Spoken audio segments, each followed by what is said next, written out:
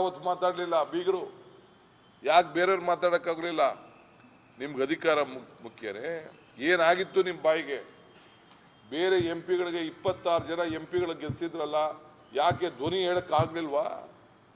ಏನು defence minister, ಈಗ prime minister ಬರ್ತಾರೆ ಅಂತಂದರೆ 25 ಫ್ಲೈಟ್ಗಳು ಬರ್ತವೆ, ಏನು ದೊಡ್ಡ ದೊಡ್ಡ ಹೆಲಿಕಾಪ್ಟರ್ಗಳು ಬರ್ತಾರೆ, ತಂದು ಪ್ಯಾಕ್ ಮಾಡಿಬಿಟ್ಟು ಏನು ಅಂಥದ್ದೇನಾಗೋಗಿತ್ತು? ಹಂಗಾರೆ ಎಲ್ಲ ಹೆಣ ಮಣ್ಣು ಮಾಡಿದವ್ರದ್ದೆಲ್ಲರೂ ಹಂಗಾರೆ ಹೋಗ್ಬಿಟ್ರ? So this is a not ಎನ್, ಇದು ವ್ಯಾಪಾರದಲ್ಲಾಗಲಿ ಹಣದಲ್ಲಾಗಲಿ ಅಳತೆ ಮಾಡೋಕ್ಕಾಗೋದಿಲ್ಲ. ಇದು ಮಾನವೀಯತೆ. ಈ ಮಾನವೀಯತೆನೇ ನಿಮ್ಗಿಲ್ಲ ಅಂತ ಅಂದಮೇಲೆ ಇನ್ನೇನು ನಿಮ್ಗೆ ಓಟ್ ಕೇಳಲಿಕ್ಕೆ ಸಾಧ್ಯ? ಇಲ್ಲ ಬದುಕಿನ ಬಗ್ಗೆ ನೀವು ಕೇಳಲಿಲ್ಲ, ಇಲ್ಲ ಮಾನವೀಯತೆ ಕೇಳಲಿಲ್ಲ, ಬರೀ ದೇವಸ್ಥಾನ. ಏನು ಯಾವ ದೇವಸ್ಥಾನ? ರಾಜೀವ್ ಗಾಂಧಿಯವರು ಪೂಜೆ ಮಾಡಿಸಿದ್ರಲ್ಲ, ಏನು ದೇವಸ್ಥಾನ? ಎಲ್ಲಿದೆ ಗಾಳಿ? ನಿಮ್ಮ ಗಾಳಿ ನನಗೆಲ್ಲೂ ಯಾವ ಗಾಳಿಗೂ ಕೇಳ್ತಾ ಇಲ್ಲಪ್ಪ. ನನಗೆ ಗಾಳಿ ಇರೋದು ಒಂದೇ ಒಂದು ಗಾಳಿ, ಬಡವ್ರ ಬದುಕಿಗೋಸ್ಕರ ಅವ್ರ ಹೊಟ್ಟೆ ತುಂಬ್ತಾ ಇದೆ. ಕೊಲ್ಲೂರು ಮೂಕಾಂಬಿಕೆಗೆ ಹೋಯ್ತಾವ್ರೆ, ಸೌದತ್ತಿಗೆ ಹೋಯ್ತಾ ಇದ್ದಾರೆ, ಎಲ್ಲ ಮಾವನ ಮನೆಗೆ ಹೋಯ್ತಾ ಇದ್ದಾರೆ, ಅತ್ತೆ ಮನೆಗೆ ಹೋಯ್ತಾ ಇದ್ದಾರೆ, ಅಪ್ತಿರ ಮನೆಗೆ ಹೋಯ್ತಾ ಇದ್ದಾರೆ, ಕೆಲ್ಸಕ್ಕೆ ಹೋಯ್ತಾ ಇದ್ದಾರೆ, ಧರ್ಮಸ್ಥಳಕ್ಕೆ ಹೋಯ್ತಾ ಇದ್ದಾರೆ. ಎಲ್ಲ ಅದಕ್ಕೂ ನಿಮ್ಮ ಪಾರ್ಟಿ NDA ಪಾರ್ಟ್ನರ್ ಅವರು ಬಾಯಿ ಬಂದಾಗೆ ಮಾತಾಡ್ತಾ ಇದ್ದಾರೆ. ಈ ರೀತಿ ಇದೆ.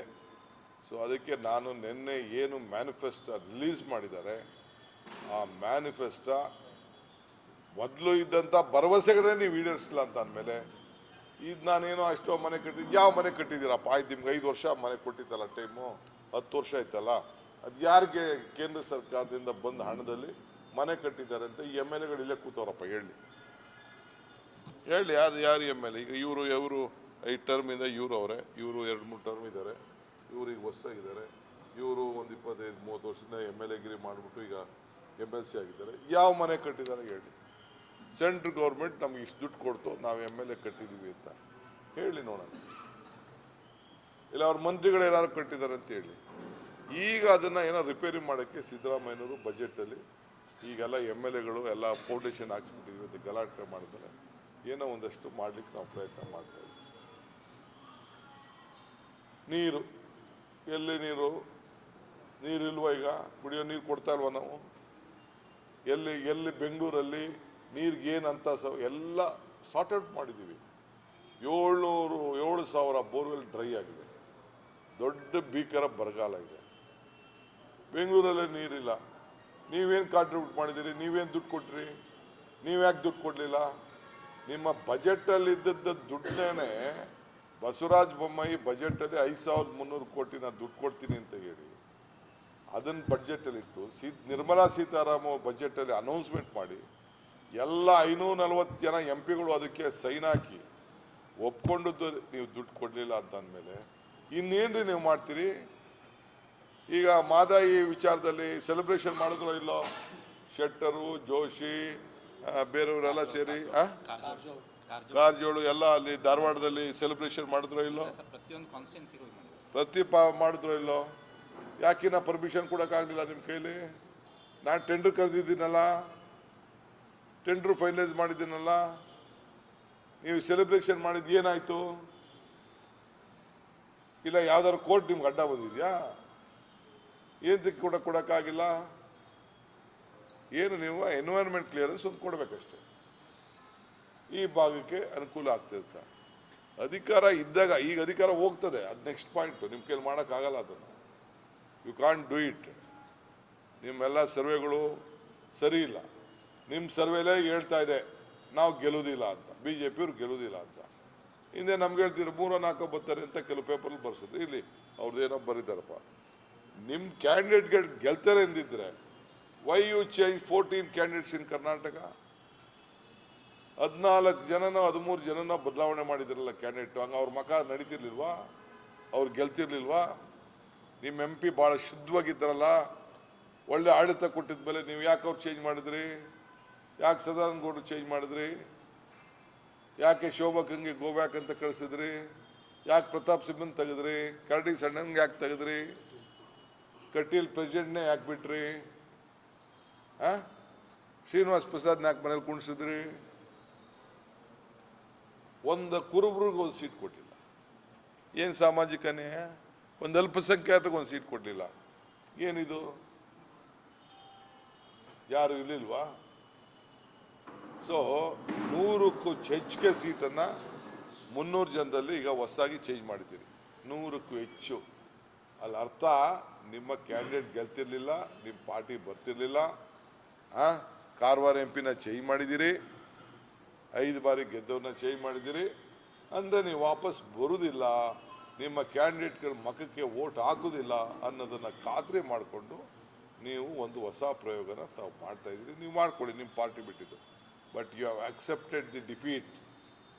BJP is going to lose the election. BJP will not get a good number. That is why you have changed the candidates. ಇಷ್ಟು ಮಾತ್ರ ಈ ಸಂದರ್ಭದಲ್ಲಿ ಹೇಳಲಿಕ್ಕೆ ನಾನು ಬಯಸ್ತೇನೆ.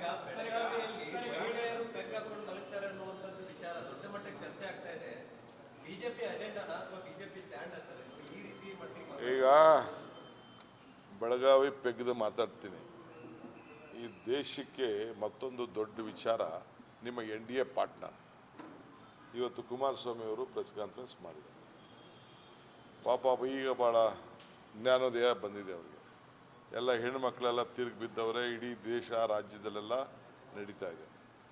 ನನ್ನ ಮೇಲೂ ಕೂಡ ಹರಿಯಾರು ಹಾಯ್ದಾರೆ. ಇರಲಿ, ನನಗೂ ಅವ್ರಿಗೂ ಇದ್ದಿದ್ದೆ, ನಮ್ದಿಬ್ಬರು ಗಳಸೆ ಕಂಠಸ್ಯ ಇದ್ದಿದ್ದೆ. ನಾನು ಅವ್ರಿಗೆ ಹೇಳ್ತಾ ಇದ್ದೀನಿ, ನೀ ಹೆಂಗಿರು MP ಆಗಿ ಹೋಗೋದಿಲ್ಲ. That is A different question. Last ಟೈಮೇ ನೀನು ಕರೆದೆ ನನ್ನ ವಿಚಾರ ಮಾತಾಡೋಕ್ಕೆ, ನಿಂದು ನಮ್ಮದು ಚರ್ಚೆ ಅಸೆಂಬ್ಲಿಲಿ ಚರ್ಚೆ ಆಗಲಿ ಅಂತ. ನಾನೆಲ್ಲ ಪಬ್ಲಿಕ್ ಇಲ್ಲ, ಯಾವ್ದಾದ್ರು TV ಕರೀರಿ, ಇಲ್ಲ ಅಸೆಂಬ್ಲಿಗೆ ಬನ್ನಿ ಅಂತ ಕರೆದೆ ನಾನು. ಯಾಕೆಂದರೆ ದಾಖಲೆ ಆಗಬೇಕಲ್ಲ, ನಾನೇನು ಮಾತಾಡ್ತೀನಿ, ಅವ್ರೇನು ಮಾತಾಡ್ತೀನಿ, ನನ್ನ ಆಸ್ತಿ ಬಗ್ಗೆ ಅವ್ರ ಆಸ್ತಿ ಬಗ್ಗೆ. ನಾನು ಇವತ್ತೇನೋ ಹೇಳೋರು, ಅದು ಯಾರೋ ಹೆಣ್ಮಕ್ಳನ್ನ ಒತ್ಕೊಂಡು ಹೋಗ್ಬಿಟ್ಟು ರಿಜಿಸ್ಟರ್ ಮಾಡ್ಕೊಂಡ್ಬಿಟ್ಟಿರುತ್ತೆ. ಅಲ್ಲಲ್ಲ, ನಾನು ಅದನ್ನೆಲ್ಲ ಇಲ್ಲಿ ಮಾತಾಡೋದಲ್ಲ. ಮಿಸ್ಟರ್ ಕುಮಾರಸ್ವಾಮಿಗೆ ಹೇಳ್ತಾ ಇದ್ದೀನಿ, you will not win the parliament election. ಎದುರ್ಕೊಂಡು ನಿನ್ನ ಕ್ಷೇತ್ರ ಬಿಟ್ಬಿಟ್ಟು ಪಕ್ಕದ ತಾಲೂಕು, ಪಕ್ಕದ ಜಿಲ್ಲೆಗೆ ಹೋಗಿದ್ಯಾ, ಹೋಗಿ, you have right to go. Let us debate in the assembly. ಯಾಕೆಂದರೆ ನಮ್ಮ ಜನ್ರೇಷನ್ ನೋಡಬೇಕು, ಮುಂದಿನ ಜನ್ರೇಷನ್ನು ನೀನು ಎಂಥ ಸುಳ್ಳುಗಾರ, ಎಂಥ ಮೋಸಗಾರ ಅನ್ನೋದನ್ನು ಅಸೆಂಬ್ಲಿಲಿ ಮಾತಾಡೋಣ. ನಿಂದು ಎಷ್ಟಿತ್ತು, ನಿಮ್ಮ ಅಣ್ಣಂದು ಎಷ್ಟಿತ್ತು, ನಿಮ್ಮ ಬೇರೆ ಬೇರೆ ನಿಮ್ಮ ಕುಟುಂಬದ ಏನಿತ್ತು, ಅದೆಲ್ಲ ಅಲ್ಲಿ ಮಾತಾಡೋಣ. ಇಲ್ಲೆಲ್ಲ ಮಾತಾಡಿ ಸುಮ್ಮನೆ ಈ ಪೇಪರ್ ಅವರು TV ಅವರು ಇವತ್ತು ತೋರಿಸ್ತಾರೆ, ನಾಳೆ ಬಿಟ್ಬಿಡ್ತಾರೆ. ನಾನು ಕಲ್ಲು ಮಾರಿದ್ನೋ, ಲೂಟಿ ಹೊಡೆದ್ನೋ, ಕಳ್ತನ ಮಾಡಿದ್ನೋ, ಅದೆಲ್ಲ ಅಲ್ಲಿ ತೀರ್ಮಾನ ಆಗಲಿ. Let it be on the documentation.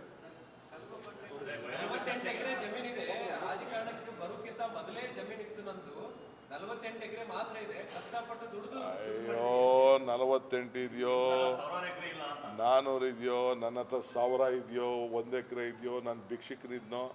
Next point, let us discuss in the assembly. ಬಹಿರಂಗ ಚರ್ಚೆಗೆ ಸಿದ್ಧ ಇದ್ದೀನಿ. ಒಂದು ಒಳ್ಳೆ ದಾಖಲೆ ಬೇಕ್ರಿ. ಸುಮ್ಮನೆ ಅದೆಲ್ಲ ಹಂಗೆ ಹಿಂಗೆ ಹೊಂಟೋದ್ರೆ, ಲಾಸ್ಟ್ ಟೈಮ್ ಕರೆದೇ ಅವ್ರನ್ನ ಆತನ ಬಾರೆ ಅಂತ ಅಸೆಂಬ್ಲಿಗೆ ಬರಲಿಲ್ಲ.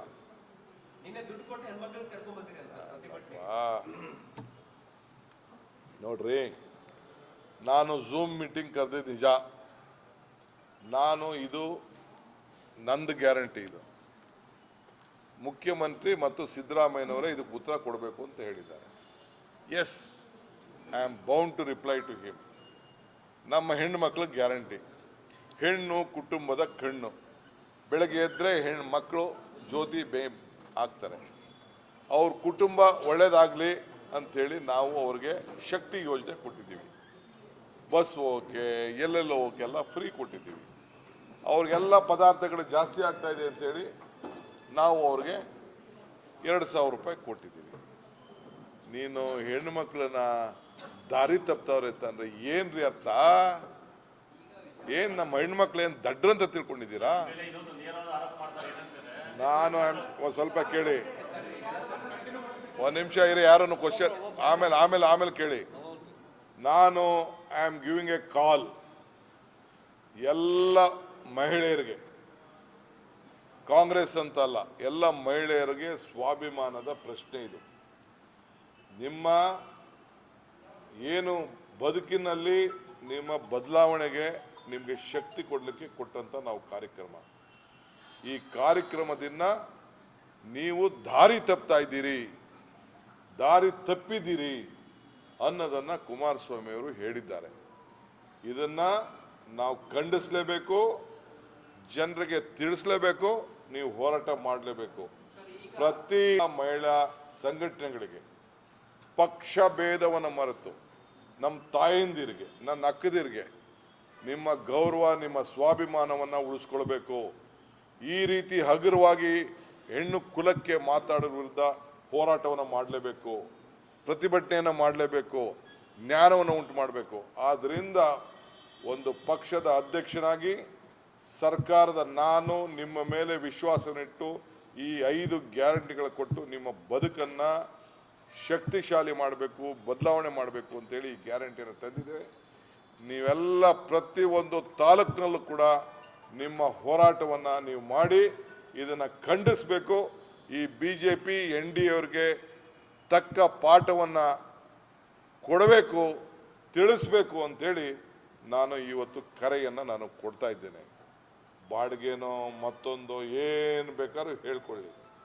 ಇವತ್ತು ನಾವು ಹೋರಾಟ ಮಾಡಬೇಕಾದ್ದು, ನಾವು ಹೆಣ್ಣುಮಕ್ಕಳ ಪರವಾಗಿ ನಿಂತ್ಕೊಳ್ಬೇಕಾದ್ದು, ಅವರಿಗೆ ಆತ್ಮಧೈರ್ಯವನ್ನು ಕೊಡಬೇಕಾದ್ದು, ಅವರ ಕುಲಕ್ಕೆ ಒಂದು ದೊಡ್ಡ ಕಪ್ಪು ಚುಕ್ಕೆಯನ್ನು ಕುಮಾರಸ್ವಾಮಿ ಅವರು ತಂದಿದ್ದಾರೆ. ಇದಕ್ಕೆ ನಾನು ಕರೆ ಕೊಡ್ತಾ ಇದ್ದೀನಿ. ನಾನು ಝೂಮ್ ಮೀಟಲ್ಲಿ ಒಂದು ನಿಮಿಷ ಮಾತ್ರ ಇದೆ ಅಷ್ಟೇ, ಮಿಕ್ಕಿದ್ದು ನಾನು ಬೇರೆ ಬೇರೆ ಟ್ರಾವೆಲ್ ಮಾಡ್ತಾ ಇದ್ದೆ. ನಾನು ಚೀಫ್ ಮಿನಿಸ್ಟ್ರು, ನಾನು ಎಲ್ಲ ನಾಯಕರಿಗೆ, ಎಲ್ಲ ಸಂಘಟನೆಯವ್ರಿಗೆ 1,20,00,000 ಹೆಣ್ಮಕ್ಳು ಇವತ್ತು ಗೃಹಲಕ್ಷ್ಮಿ ತೆಗೆದುಕೊಳ್ತಾ ಇದ್ದಾರೆ. 1,50,00,000 ಅಷ್ಟು ಹೆಣ್ಣುಮಕ್ಕಳು ಇದು ಕುಟುಂಬದವರು ಇವತ್ತು ಗೃಹ ಜ್ಯೋತಿ ತೆಗೆದುಕೊಳ್ತಾ ಇದ್ದಾರೆ. ಸೊ ಎಲ್ಲ ಕುಟುಂಬದವರು ಇವತ್ತು ಹೋರಾಟಕ್ಕೆ ಭಾಗಿಯಾಗಬೇಕು, ನಿಮ್ಮ ಪ್ರತಿಭಟನೆಯನ್ನು ವ್ಯಕ್ತಪಡಿಸಬೇಕು. ಇದಕ್ಕೆ ತಾವು ಈ ಎಲೆಕ್ಷನ್ಗೆ ತಕ್ಕ ಪಾಠವನ್ನು ತಿಳಿಸ್ಬೇಕು ಅಂತೇಳಿ ಅವ್ರನ್ನ ನಾನು ಕ್ಷಮಾಪಣೆ ಕೇಳಲಿಕ್ಕೂ ನಾನು ತಯಾರಿಲ್ಲ. ಅವ್ನ ಕ್ಷಮಾಪಣೆ ಅವಶ್ಯಕತೆ ಇಲ್ಲ. ವಿಷಾದ ವ್ಯಕ್ತಪಡಿಸೋದು ಬೇಕಾಗಿಲ್ಲ. ಇವನು ವಿಷಾದ, ಈ ಡ್ರಾಮಾ, ಈ ಅಲ್ಲ ರೀ, ನಮ್ಮ ಗ್ಯಾರಂಟಿ ಬಗ್ಗೆ ಮಾತಾಡ್ತಾರಲ್ಲ, ಈಗ ಎಲ್ಲ ಅವ್ರ ಪಾರ್ಟಿ ಇವರೆಲ್ಲ ತಗೋತಾ ಇದಾರಲ್ಲ ಗ್ಯಾರಂಟಿ, ಬರ್ಕೊಟ್ಬಿಟ್ಟು ನಂಗೆ ಬೇಡ ಅಂತ ನೋಡೋಣ. ಕಾಂಗ್ರೆಸ್ ಅವ್ರ ಬಗ್ಗೆ ಮಾತ್ರ ಮಾತಾಡ್ತಾ ಇದ್ದಲ್ಲ ಏನು, ಈತ ಮಾತಾಡಲಿ, ಪುಣ್ಯಾತ್ಮ, ವಿಡ್ರಾ ಮಾಡ್ಕೊಬಿಡಿ ಅಂತ BJP ಅವ್ರಿಗೆ ಕರೆ ಕೊಟ್ಬಿಡ್ಲಿ. ಅವರೆಲ್ಲ ಆಲ್ ಎಲ್ಲ ಅವ್ರಿಗೂ ಬೇಡ ಗ್ಯಾರಂಟಿ ಅಂತ ಕರೆ ಕೊಟ್ಬಿಡ್ಲಿ ನೋಡೋಣ. ಎಷ್ಟು ಜನ? 5 ಜನನ ಕೇಳಿ ಅವ್ರ ಕೇಳಿ ವಿಡ್ರಾ ಮಾಡ್ಸೋಕ್ಕಾಗಲ್ಲ. 5 ಮೆಂಬರ್ಸ್, 5 ಗ್ಯಾರಂಟಿ, 5 ಬೇಡ. ನಾನು ಹೇಳಿದ್ದೀನಿ ಹಿಂದೆ ಎಲೆಕ್ಷನ್ ಟೈಮಲ್ಲಿ ಬಂದು ಒಂದು ಮಾತು ಹೇಳಿದ್ದೆ, ಕಮಲ ಕೆರೆಯಲ್ಲಿದ್ದರೆ ಚಂದ, ತೆನೆ ಹೊಲದಲ್ಲಿದ್ದರೆ ಚಂದ, ಈ ದಾನ ಧರ್ಮ ಮಾಡುವ ಕೈ ಅಧಿಕಾರದಲ್ಲಿದ್ದರೆ ಚಂದ ಅಂತ ಹೇಳಿದ್ದೆ. ಹಂಗೆ 5 ಬೆರಳು ಸೇರಿ ಈ ಕೈ ಮುಷ್ಟಿ ಆಯಿತು, 5 ಗ್ಯಾರಂಟಿ ಸೇರಿ ಈ ಕೈ ಗಟ್ಟಿ ಆಯಿತು. ಸೊ ಈ ಗಟ್ಟಿ ಆಗೋದಕ್ಕೆ ಈ ಕೈ ಇವ್ರ ಕೈಲಿ ತಡ್ಕೊಳಕ್ ಆಗ್ತಾ ಇಲ್ಲ. ಅದೇ ನೋಡಿ, ಅವ್ನು ಪಿಕ್ ಪಾಕೆಟ್ ರೂಢಿ ಅಲ್ಲ, ಅವನಿಗೆ ಪಿಕ್ ಪಾಕೆಟ್ ಮಾಡಿ ರೂಢಿ ಅಲ್ವಾ ಅವನಿಗೆ, ಎದುರಿಸಿ ಬ್ಲ್ಯಾಕ್ ಮೇಲ್ ಮಾಡೋದು. ಏನು ಹೇಳ್ದಪ್ಪ ಅಶ್ವತ್ಥನಾರಾಯಣ್ಗೆ ಹಿಂದೆ ನಿನ್ನೆ ಪ್ರೈಮ್ ಮಿನಿಸ್ಟರ್ ಬಂದಿದ್ರಲ್ರಿ, ಪಾಪ ಇರಲಿ, ಅವರು ಭಾಳ ಹೊಂದಾಣಿಕೆ ಮಾಡ್ಕೊಳ್ಳಿ, ನಾವು ಮಾಡ್ಕೊಂಡಂಗೆ ಅವರು ಮಾಡಿಕೊಂಡ್ರು ಹೊಂದಾಣಿಕೆ. ಇದೇ 1 ವರ್ಷದಲ್ಲಿ ಇದೇ ಪ್ರೈಮ್ ಮಿನಿಸ್ಟ್ರು ತಂದೆ ಮಗನ ಬಗ್ಗೆ ಏನು ಮಾತಾಡಿದ್ರು ಅದೇ ಗ್ರೌಂಡಲ್ಲಿ. You please, I want all your TV to take out that record and show to the people of the state. ನೀವು ಜನಕ್ಕೆ ತೋರಿಸ್ಬೇಕು 1 ವರ್ಷದಿಂದ ಗೌಡ್ರು ಏನು ಮಾತಾಡಿದ್ರು, ಅಮಿತ್ ಶಾ ಏನು ಮಾತಾಡಿದ್ರು, BJP ಅವ್ರು ಏನು ಮಾತಾಡಿದ್ರು ತೋರಿಸ್ಬೇಕು ನೀವು.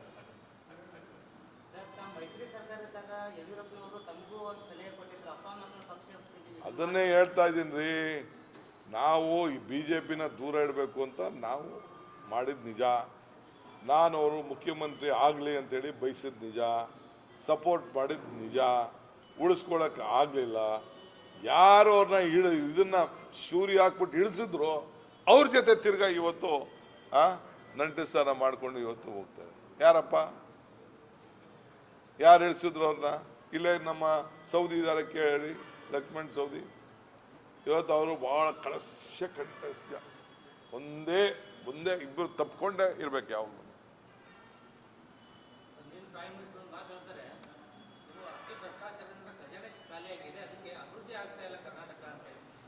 ನೋಡ್ರಿ, ಹಂಗಾರೆ ನೀವು ಯಾರು ಊಟ ಮಾಡ್ತಾ ಇಲ್ವಾ? ನೀವು ನೀರು ಕುಡಿತಾ ಇಲ್ವಾ? ನಿಮ್ಮ ಮನೇಲಿ ಕರೆಂಟ್ ಇಲ್ವಾ? ನಿಮ್ಗೆ ರಸ್ತೆ ಇಲ್ವಾ? ಆಯ್ತಾ?